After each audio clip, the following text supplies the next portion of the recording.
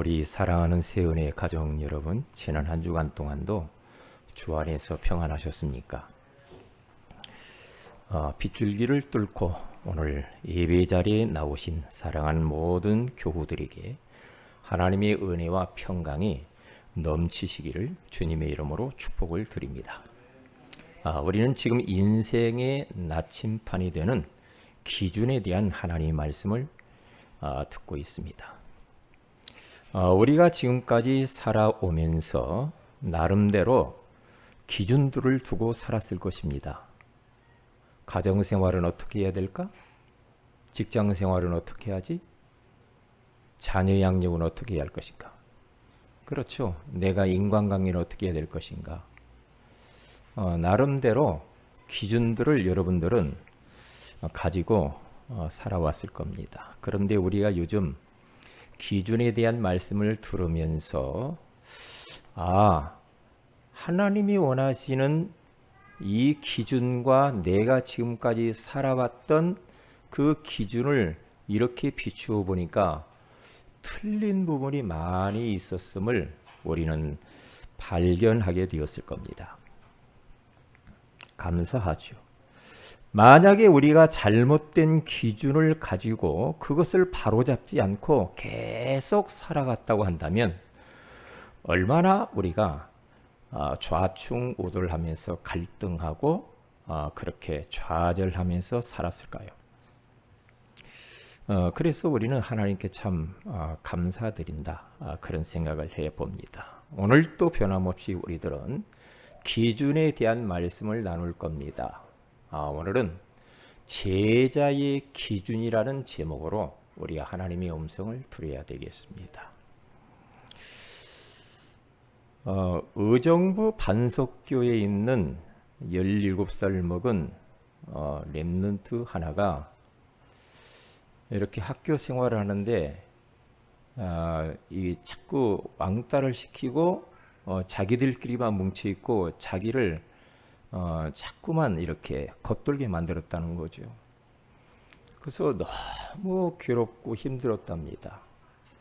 이게 왕따 당한다는 게 참 힘들어요. 우리가 사회생활 하는데 누구한테 소외당한다, 누가 눈길도 안 준다, 얼마나 힘들겠어요. 그런데 이 어린 아이가 사모를 학교에서 시작을 했다고 그러죠. 강단 말씀이 뭐지 하면서 강단 말씀 딱 붙잡고 자기 혼자 그 말씀 붙들고 기도했다고 그래요.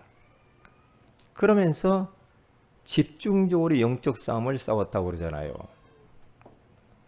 하나님, 내가 지금 이렇게 힘듭니다. 아이들이 나를 왕따를 시키고 너무 힘듭니다. 그래서 사모를 계속하면서 말씀을 딱 붙잡았다는 거죠. 사람들의 왕따, 아이들의 왕따하는 그것을 바라보거나 그것에 집착하지 않고 말씀으로 돌아가서 말씀이 나에게 뭐라고 하셨지? 라고 하면서 말씀을 붙들었다는 거죠.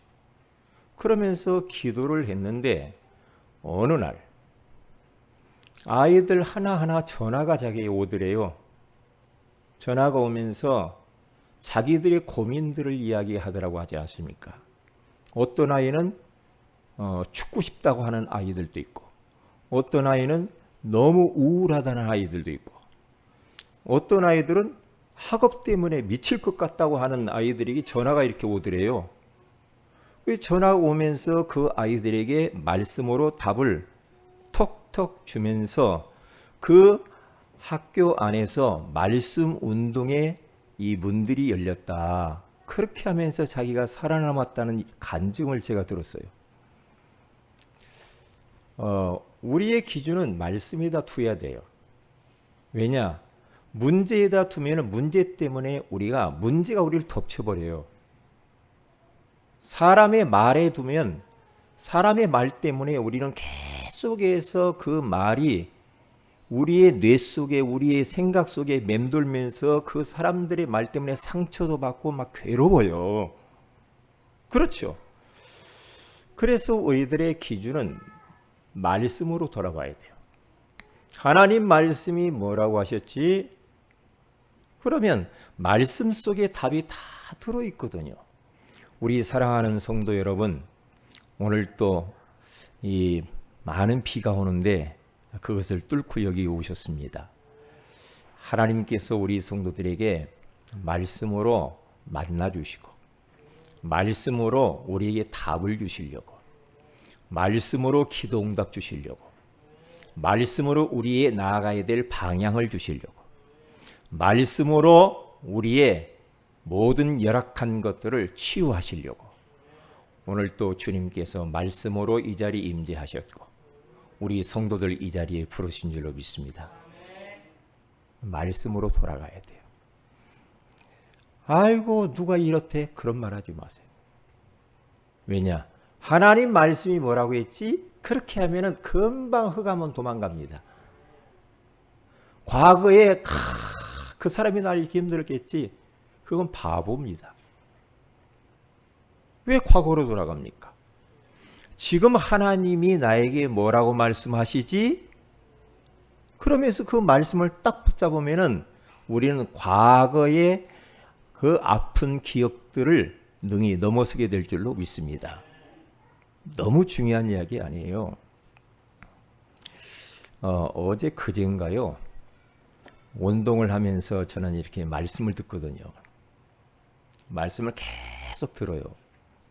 듣는데 시골에 있는 장로님이 전화가 왔어요. 저 혹시 그러면서 목사님 아니에요? 그래요. 그렇다고. 한병철 목사님 아니에요? 그렇게 물어봐요. 그렇다고. 저 아시나요? 누군데요? 저 예전에 그 시골에서 목사님 밑에서 주일학교 중고등부 때 목사님 밑에서 자기가 말씀 공부하고 말씀으로 양육받았던 애라는 거예요. 그래요? 그러나 아무개라고 그래요. 그래서 아이고 목사님 너무 찾았어요. 27년 동안 자기가 찾아 헤맸는데 유튜브를 통해서 어떻게 해가지고 봐가지고 막 전화를 하는데 막 얼마나 기뻐하는지 저도 많이 기뻤어요. 예. 그런데 목사님 저도 50이 넘었어요 그러더라고요.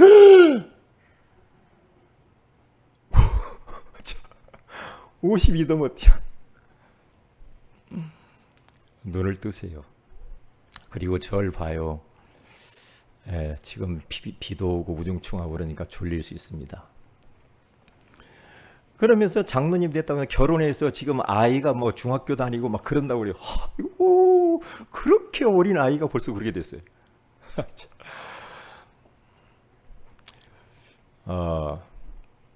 그러면서 그 아이하고 한 아이가 아니지 장로님이지.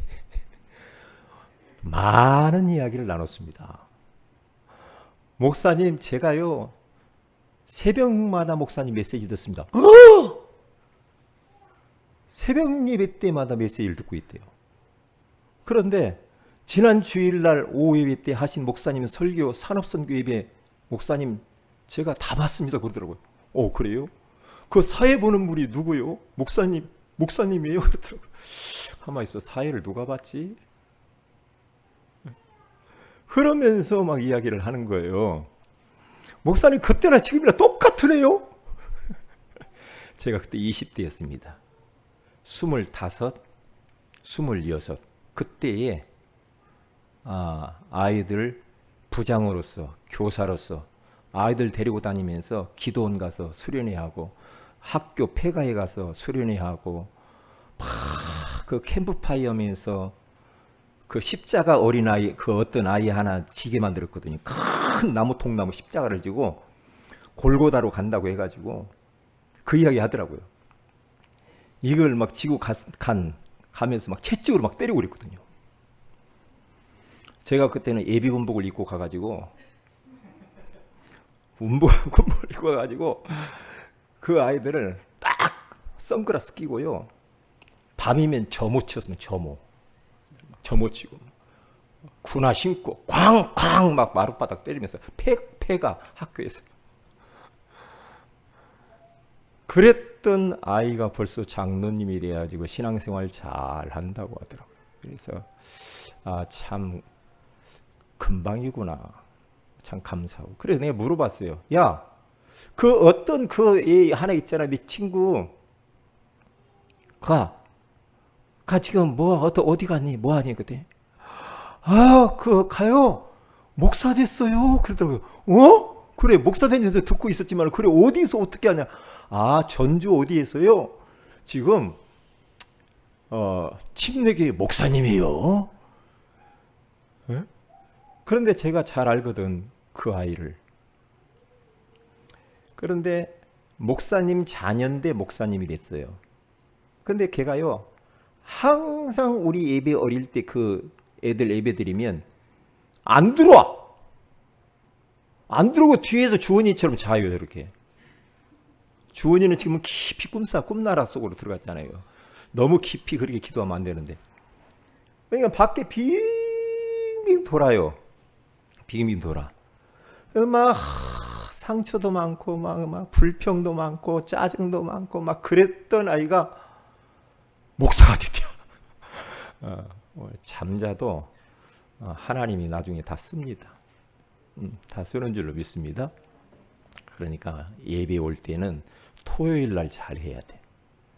그렇죠. 토요일 날 잘 지내야 예배 성공할 수 있어요. 그러면서 그때 사역했던 그런 모든 것들이 결실을 맺어서 목사가 되고 장로가 되고 이렇게 변했구나. 그래서 참 감사했습니다. 예수님께서 이 세상에서 33년 6개월 동안 계셨죠. 근데 공생애를 3년 6개월을 사셨는데요. 그러다가 이제 제자들에게 오늘 성경 본문이 그거예요. 하늘과 땅의 모든 권세를 내가 가졌으니 그러므로 너희는 가서 모든 민족에게 제자를 삼아라. 그리고 아버지와 아들과 성령의 이름으로 세례를 주고 내가 너에게 분부한 모든 것을 가르쳐 지키게 하라. 볼지어다 내가 세상 끝날까지 너희와 항상 함께 있으리라 하시니라. 이 예수님은 이 땅 위에 사시면서 뭔 특별한 자서전을 남기거나 책을 남기거나 어떤 박물관을 남기거나 어떤 관광 코스나 큰 묘지를 남긴 것이 아닙니다. 예수님이 남기고 간 것은 제자입니다. 제자. 하나님의 관심은 제자에게 있어요. 제자. 그냥 예수님 따라다니면서 먹고 입고 마시는 것이 전부인 것냥 사는 그런 무리들 말고 진짜 제자. 복음과 전도를 위하여 세계복음화를 위해서 인생을 던질 사람. 제자. 그래서 예수님은 이 땅에 계시면서 12제자를 남겼죠. 그리고 이름 없는 제자 70인을 남겼어요. 그런데 그들이요, 그 12제자 그리고 70인의 이름 없는 그 제자들을 통하여서 로마 복음화까지 이루어지고요. 그리고 태평양을 건너서 우리에게까지 복음이 넘어와서 우리가 지금 이렇게 복음 받고 하나님을 섬기고 있는 줄로 믿습니다. 그러니까 이 예수님이 명령하신 이 명령은 지금도 우리에게 똑같이 하시는 거예요. 주님이 하늘과 땅의 모든 것을 내가 가지고 있는데 그러므로 너희는 가서 모든 민족에게 가서 제자를 삼아라. 제자. 그러면 제자를 삼는데 그러면 내가 세상 끝날까지 너희와 항상 함께 역사해 줄 거야. 그렇게 말씀을 하시는 걸 봐요. 그러니까 우리들이 놓치지 말아야 됩니다. 첫째로 가서 보여요. 제자의 기준이 있습니다. 한마디로 말하면 제자의 기준은 말씀 인도받는 사람입니다. 어떤 일반 상식, 여론, 그리고 부모에게 배웠던 그 가문의 가훈, 선생님이 가르쳐준 지식, 어느 좀 유명한 사람이 책을 써놓은 그 책을 읽고 그 책 따라가고 그런 사람은 제자가 아닙니다. 그건 아니에요. 하나님의 영혼이 변하지 않는 하나님의 말씀의 인도를 따라가는 그 사람이 참 제자인 줄로 믿습니다. 그래서 제자와 제자 아닌 자를 구분하는 것은 다른 거 아니라니까요. 야, 너 돈이 얼마나 있냐? 예수님이 돈 많은 사람은 제자로 부릅니까? 아니죠. 야, 너 공부를 얼마나 많이 했어? 학벌이 뭐야? 주님은 그런 거 전혀 관심 없어요. 네? 너 건강하냐? 그것도 안 물어봐요. 응? 너 배경이 어때? 주님이 그거 바라보지 않는다니까요. 우리 예수님이 제자의 기준을 딱 설정했어요. 어떻게? 요한복음 8장 31절에서 32절. 응? 제자는 하나님의 말씀을 따라가는 사람이요 말씀이 거하는 사람이라고 그렇게 말해요. 그게 제자예요. 그렇죠? 그런데 37절에 가서 딱 보면은요, 뭐라고 말하냐면, 너희들 속에 내 말, 예수님 말씀이 없는 거로 나를 죽이려 하는도다. 그렇게 말해요. 그러니까 예수님의 말씀이 없는 사람들이 예수님을 따라다녔단 말이죠. 그런데 말씀이 없으니까 예수님을 죽이려 한다고 그래요. 이게 말씀이 우리를 계속해서 지배하지 않잖아요. 말씀이 내 마음에 담겨 있지 않잖아요. 그러면요, 어떤 일이 벌어지냐? 우리는 예수님을 죽이는 일을 할 수 있어요. 복음 운동을 방해하는 일을 할 수가 있단 말이죠. 전도자가 하는 일에 발목을 붙잡는 사람이 있단 말이에요. 왜요? 말씀이 없으면 이상한 일을 해요. 이상한 일을 하죠. 그러면서 44절에서 47절에 가서 보면은 요 마귀는 진리가 그 속에 없다라고 말하고 있죠. 마귀는 진리가 그 속에 없어요. 그러면서 이렇게 이야기합니다. 하나님께 속한 자는 하나님의 말씀을 듣나니. 하나님의 말씀을 누가 듣는가? 하나님께 속한 자가 하나님 말씀을 듣게 돼 있어요. 하나님께 속하지 않는 자는 하나님 말씀을 거부하고 말씀을 듣지 않는다라고 하는 겁니다. 우리 세은의 모든 가족들은 제자인 줄로 믿습니다. 하나님이 제자로 부르신 줄로 믿습니다. 그래서 우리는 하나님께 속한 참 제자인 줄로 믿습니다. 오늘 또 우리는 하나님의 말씀을 들어야 돼요. 아, 목사님이 저런 말을 하는구나. 틀린 거예요, 벌써. 목사 말로 들으면 틀렸어요. 하나님이 목사님을 나팔과 이 심부름꾼으로 이용을 해서 나에게 지금 말씀으로 찾아오시는구나. 그렇게 해야 정확한 줄로 믿습니다. 저는 그래서 말씀 심부름하는 종이요. 그러니까 저는 예배 설교하기 이전에 계속해서 하나님 앞에 기도하는 게 뭐냐? 내 것을 없애버려야 돼요. 내 과거에 가지고 있던 잘못 틀어진 기준이 내 안에도 있단 말이죠. 그런 것들을 가지고 있으면 말씀이 방해가 돼요. 그러니까 나를 없애고 하나님의 말씀이 나를 100% 주장해 달라고 기도해요. 그래야 하나님 말씀을 제대로 대언을 하죠. 가급적이면 말씀에다가 막 덧붙이고 막 이렇게 하는 것은 잘못된 거예요. 조금 말씀이 말씀되도록 제가 조금 보조 역할을 하는 거지, 하나님의 말씀을 붙잡아야 돼. 말씀이 뭐 애와 붙들고 뭐 웃기는 이야기 붙들고 이거 다 소용없어요. 하나님의 생명에 살아있는 말씀을 내 나로 딱 우리가 붙잡아야 될 줄 믿습니다. 그래야 살아요. 그래야 우리가 영적으로 힘을 얻고, 그래야 내 영과 혼과 육이 힘을 얻고 치유의 역사가 일어난단 말이에요. 그래서 예수 그리스도의 제자의 특징을 딱 보면은요, 이 사람들을 보면은 좀 자기가 손해를 봐도 말씀 따라갑니다. 자기가 조금 몸이 불편해도 말씀 따라서 가요. 말씀 따라서. 에? 내가 하기 싫어도 말씀 따라가는 그 사람이 제자라니까요.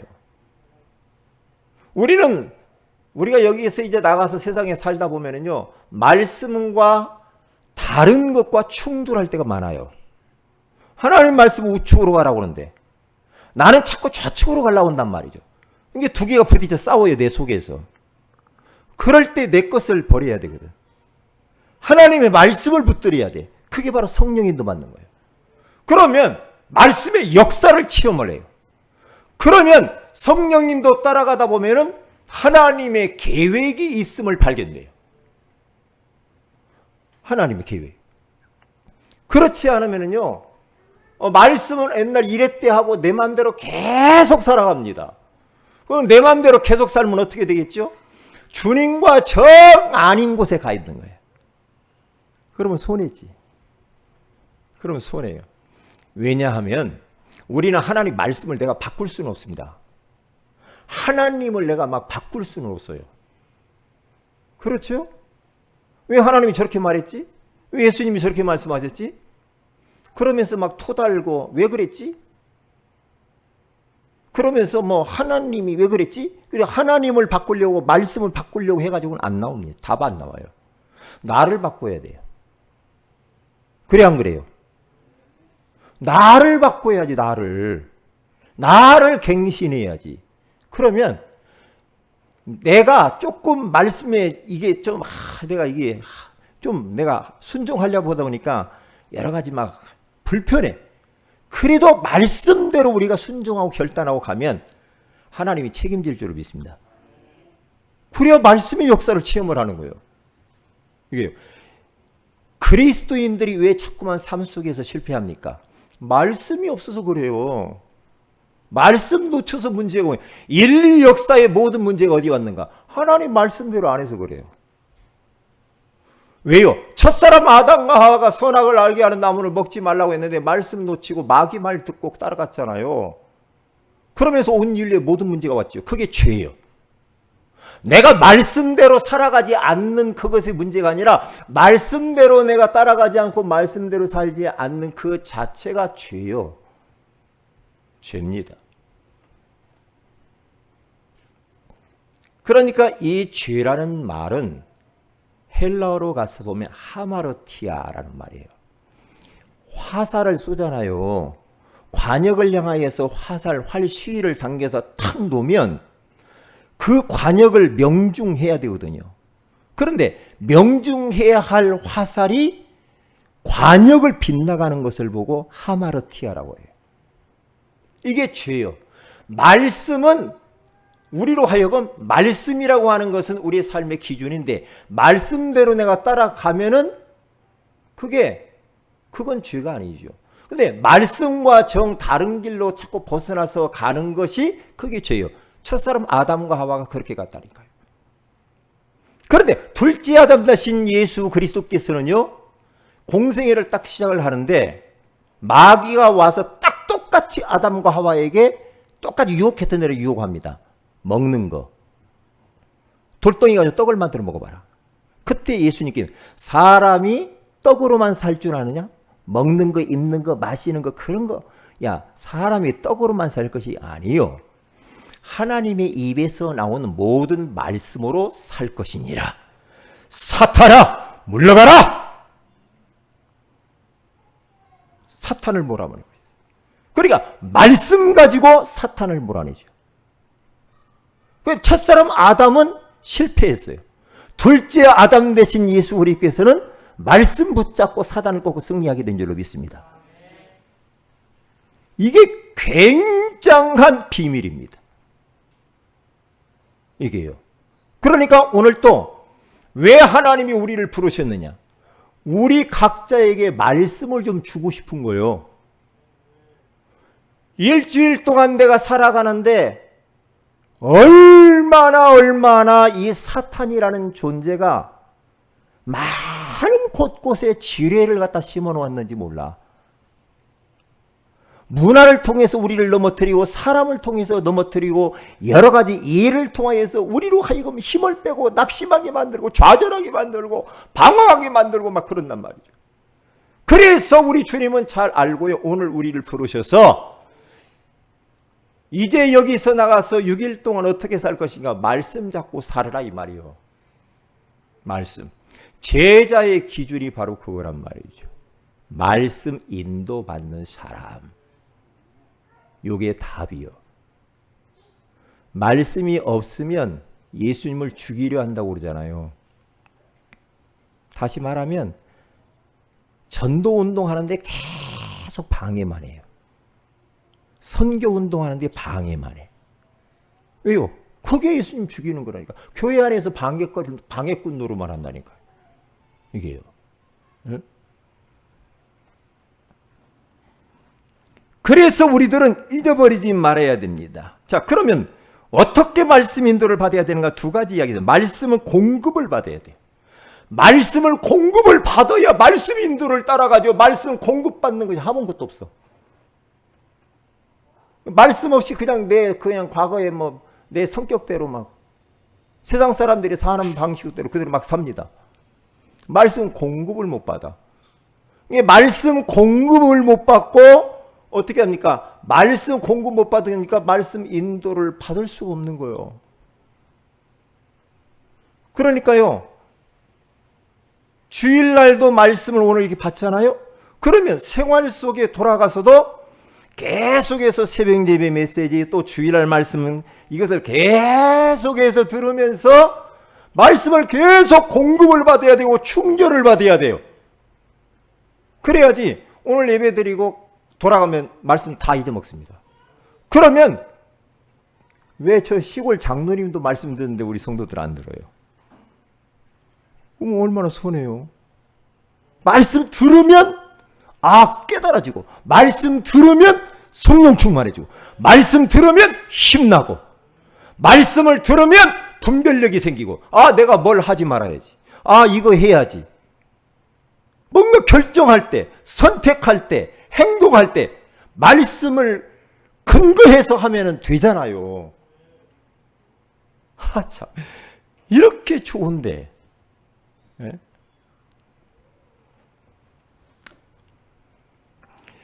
그래서 우리들은 어떻게 해야 됩니까? 예배 시간은 하나님이 목사님을 통하여서 개인 양육을 나를 시켜주는 시간이다. 그렇게 생각하면 돼요. 개인 양육. 그래서 예배 시 말씀 받는 이 시간이요. 말씀 받는 이 시간에는 말씀 쟁탈전이 벌어진다는 사실을 잃어버리면 안 돼요. 지금 말이에요. 말씀 쟁탈전을 벌이고 있는 거예요. 우리는 말씀을 막 쟁취하려고 하는데 마귀는 할 수만 있으면 말씀을 못 붙들게 만듭니다. 말씀 못 듣게 만들어요.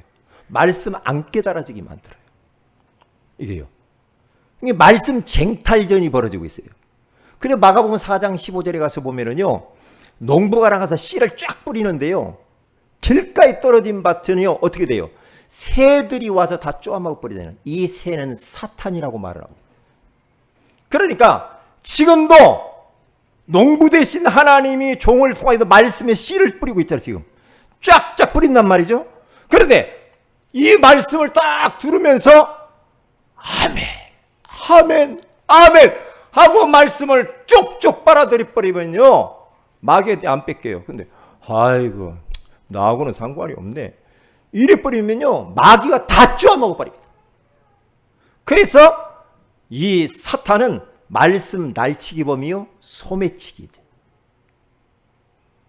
그러니까 우리는 지금 예배드린 이 시간이요 굉장히 영적 싸움하는 시간입니다. 말씀 내가 오늘 놓치면 큰일 나는 거야. 내가 한 주간 동안 어떻게 살아 말씀 없이. 말씀 쟁탈전이 벌어지는 시간. 그래서 마가복음 4장 거기 18절 19절에 가서 보면은요. 세상의 염려, 재물의 유혹, 욕심으로 말씀을 차단하고 말씀을 막 막아요. 세상 염려, 근심, 걱정, 욕심 이런 거 있죠. 이런 것들이 우리 왕이 말씀 못 들게 말씀을 막아버려요. 요게요. 그런데 마가복음 4장 20절에 가서 보니까 너무 중요한 말이 나와요. 우리 한번 다 같이 한번 찾아봐야 되겠어요. 마태복음 본문 뒤에 이렇게 넘겨보세요. 20절. 여기 가서 보면은 진짜 말씀을 잘 받고 그 말씀대로 순종한 사람이 나와요. 20절을 같이 읽습니다. 시작. 좋은 땅에 뿌려졌다는 것은 곧 말씀을 듣고 받아 30배나 60배나 100배의 결실을 하는 자니라. 아멘. 좋은 땅에 떨어진 씨가 있다고 그러잖아요. 이 사람은 나는 여기 중요한 걸 봤어요. 뭐냐? 곧 말씀을 듣는 것에서 끝나는 것이 아니고 말씀을 듣고 받아. 그랬어요. 또 말씀 들었어 그게 아니라 말씀 들은 것을 마음으로 딱 받아서 삶 속에다가 딱 실천하고 순종하는 사람이라. 말씀을 받아야 돼. 들어서 그냥 이쪽으로 듣고 이쪽으로 나가는 게 아니고 말씀으로 마음으로 아멘! 나의 레마로 말씀을 딱 받아서 내 삶 속에서 순종하는 그 사람. 그 사람은 30배, 60배, 100배를 결실하게 될 줄로 믿습니다. 이걸 잃어버리면 안 됩니다. 그래서 이렇게 말씀을 공급을 계속 받아야 돼요. 성경도 읽고요. 자꾸 공급을 받고요. 그 다음에 말씀에 그러면 인도를 받아야 돼. 그때부터 말씀의 인도. 시편 119편 105절에 가서 보니까 주의 말씀은 내 발의 등이요 내 길의 빛이니이다 그랬죠. 그러니까 이 하나님의 말씀은 내 발의 등 같고 내 길에 빛을 쫙 비춰주니까 우리가 시골길 가다 맨날 호롱불 들고 다녔잖아요. 호롱불 들고 다니면서 어디가 뭐 있나. 이렇게 말씀이 중요해요. 응? 내 등이래요. 길의 빛이래요. 그러면 빠질 염지도 없잖아요. 응? 그래서 말씀의 인도를 받는데 마태복음 4장 18절에서 22절에 가서 보니까 예수님이 제자들을 부르실 때 모든 것을 버려두고 따라갔다고 합니다. 예수님이 저 바닷가에서 베드로와 그 야고보와 요한과 안드레를 갖다 불러요. 나를 따라오너라. 내가 너희로 사람을 낚는 어부가 되게 하리라. 예수님이 딱 부르죠. 그때에 우리 지금 고기 잡아야 돼요. 우리가 어떻게 따라가 예수님이요? 우리 여기 따라가면 예수님 밥 먹는 거 책임질 거예요? 그렇게 하지 않았죠. 뭐라고 말을 해요?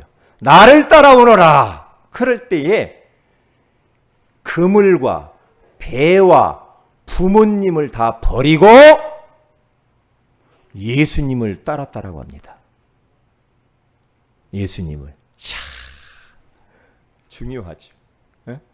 이게요. 때로는 우리가 예수님이 너 이렇게 살아라. 이렇게 말씀대로 따라가라. 그런데 때로는 버려야 될 것도 있어. 때로는 내가 좋아하는 육신적인 것을 포기해야 될 때도 있단 말이야. 돈을 때로는 포기할 때도 있어요. 그렇죠? 때로는 여러 가지 이해관계 얽힌 것들을 포기해야 될 때가 있어요. 우리는 말씀만 따라가면 주님이 책임질 줄로 믿습니다. 걱정하지 마세요. 주님 따라가면 돼요. 주님 따라가면 된다니까.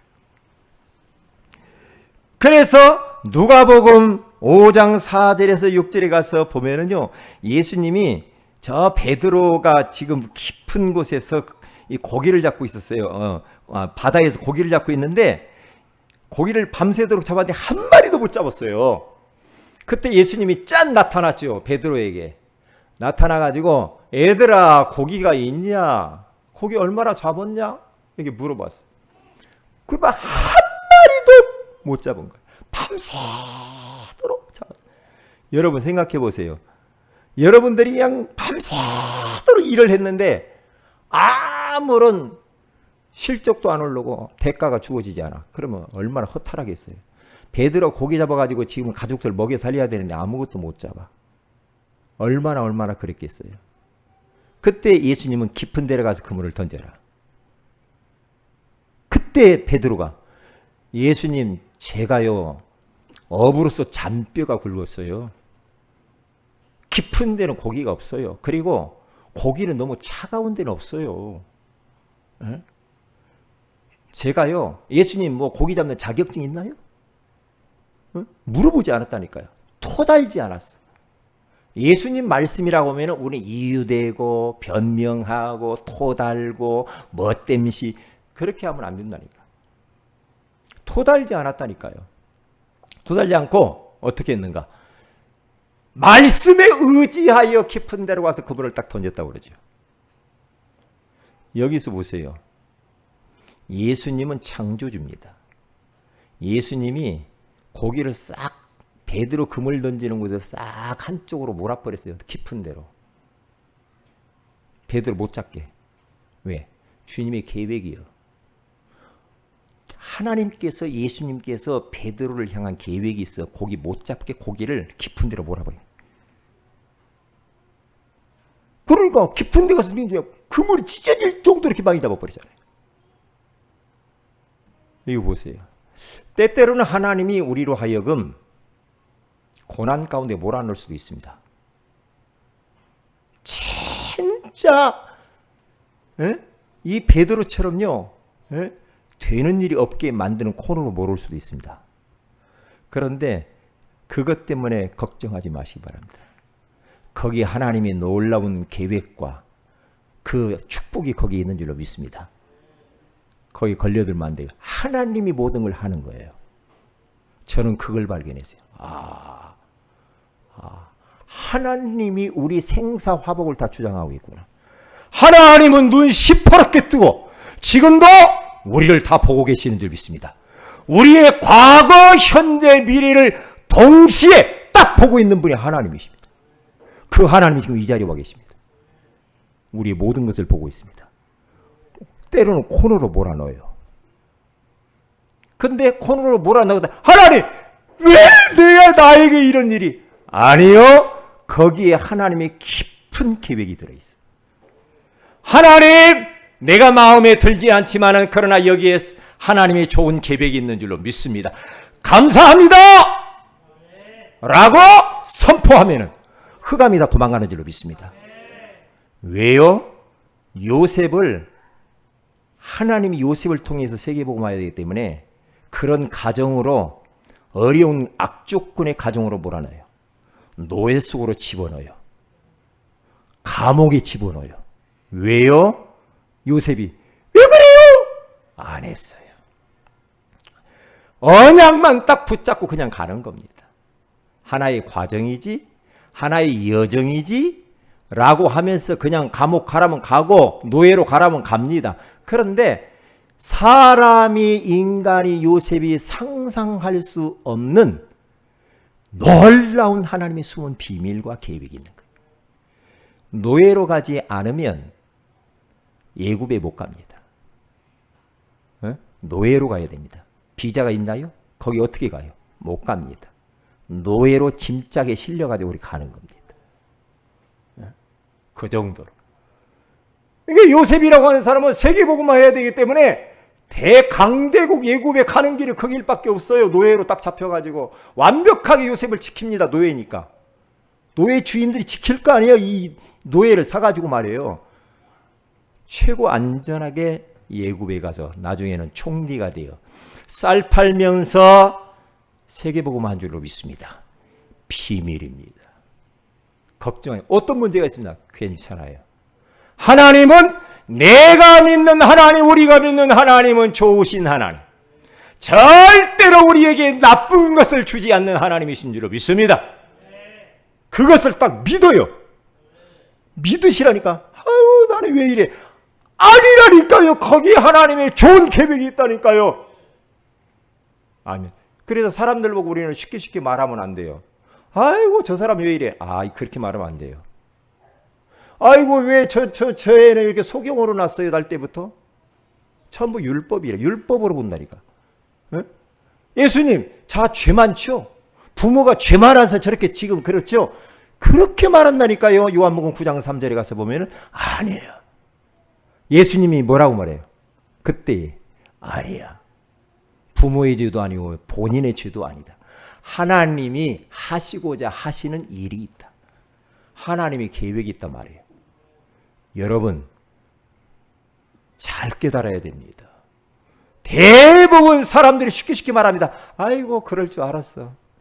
이렇게 말합니다. 아주 그건요, 율법입니다. 그렇게 말을 하면 안 됩니다. 저는 복음을 점점 알아가면서요, 방송에서 뭐가 나오든지 주변에서 뭐가 어떻고 해도요, 누구 손가락질 할 수가 없어. 손가락질 할 수 없어. 응? 왜요? 하나님 떠나서 그렇구나. 내가 복음 전했어야 되네. 복음 못 전해서 그렇지. 서울시장에 가서 복음 전했어야 되는데 그 비서가 뭐 했을까 말이야. 빤스만 챙기지 말고 진짜 에? 복음 줘야 되잖아. 그래야 살릴 거 아니요. 에?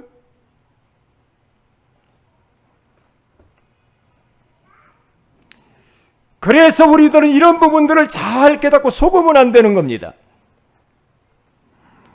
예수님이 만민에게 복음을 전파라고 할 때 순종하고 제자들이 나가서 복음의 말씀을 전하는데 어떤 일이 벌어집니까? 19절에서 20절. 제자들이 나가서 주의 복음의 말씀을 두루 전할세 주께서 함께 역사하사.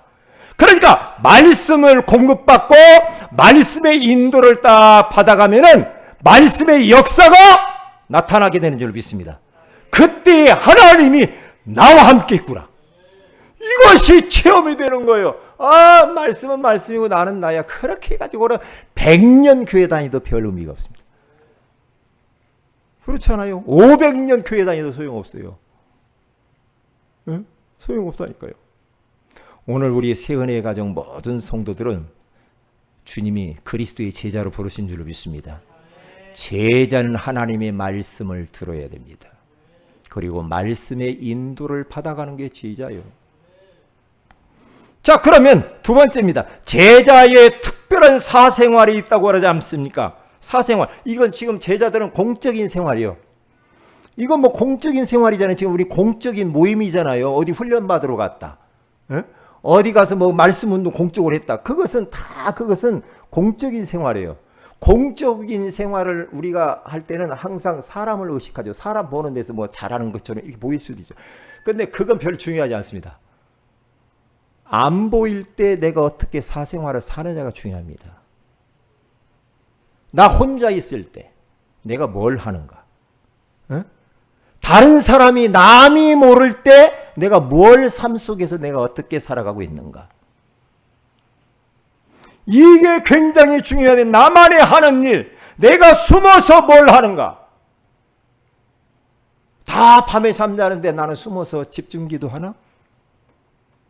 말씀 듣나? 아니면 엄마가 없지? 아빠가 없지? 그래, 이때다. 이때야. 그동안 못했던 막 휴대폰을 막 한도 끝도 없이 날이 새도록 막 해요. 숨어서 사람이 안 볼 때 뭘 하느냐가 중요해.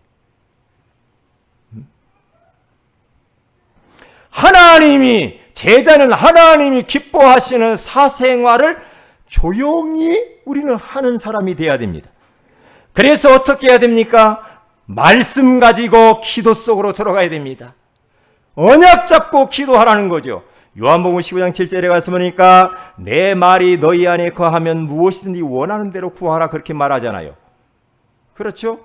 하나님의 말씀이 남의 약속이 아닌 나의 약속으로 딱 붙잡고 나의 골방을 만들어야 돼. 그래서 마태복음 6장 6절에 가서 보니까 너는 사람 앞에서 기도하는 것을 보이지 말아라. 골방에 들어가서 하늘에 계신 그 하나님 앞에서 기도해라. 골방에. 그리고 나의 기도실을 만들어라. 사도행전 10장 9절 베드로는 피장 시몬의 지붕에 기도실을 만들고 거기서 계속 기도합니다. 지난번에 어디 그 TV인가 보는데요. 신앙생활 하는 분이 자기 방에다가 자기 집안에다가 기도실을 만들어 놨더만요. 기도실. 그러니까 너무 힘들고 그럴 때만 기도실로 계속 피해요. 뭐가 막 답답하면 기도실로 피해서 거기 가서 막 주님 앞에 막 기도한다고 그래. 그걸 보면서 굉장히 감동을 받아요. 나만의 주님과의 사랑을 나누고 기도를 나누고 인생을 나누는 그 나만의 골방, 나만의 기도실을 만드는 것이 중요하다. 어떤 사람은 자동차 안에서, 어떤 사람은 화장실에서, 어떤 사람은 장롱 속에서, 어떤 사람은 교회에 와서.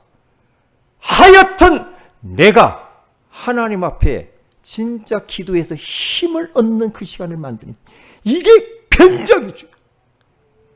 어느 정도 깊은 기도를 해야 되나. 내 문제가 많이 있었는데 문제가 생각나지 않고 잊혀질 정도 기도 속으로 들어가요. 내 몸이 아픈데 아픈 것이 잊혀질 정도로. 나는 마음이 이런저런 것 때문에 막 불편하고 하는데 그러한 불편함이 싹 사라질 때까지 하나님 앞에 깊은 기도를 합니다. 깊은 기도.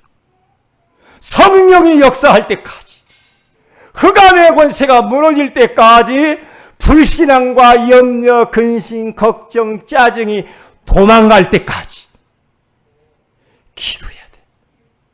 기도해야 돼요. 응? 요게 관건이요.